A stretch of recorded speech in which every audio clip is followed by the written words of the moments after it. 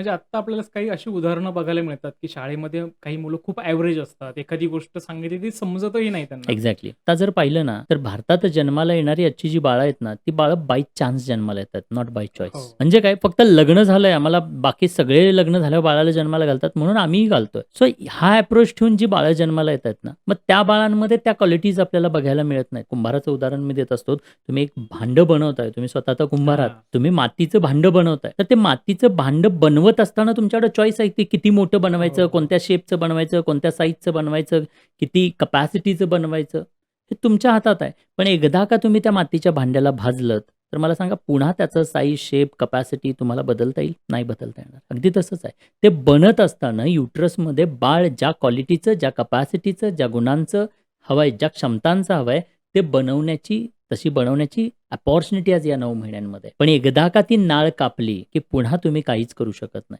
आणि हां. म्हणून हे 9 महिने खूप महत्त्वाचे आहेत. इथे जास्त फोकस असला पाहिजे रादर दॅन एनी ॲक्टिव्हिटीज. मी गर्भसंस्कारांची डेफिनेशनच नाही, माझी जी डेफिनेशन आहे ती हं. वेगळी मांडतो. गर्भसंस्कार म्हणजे काय?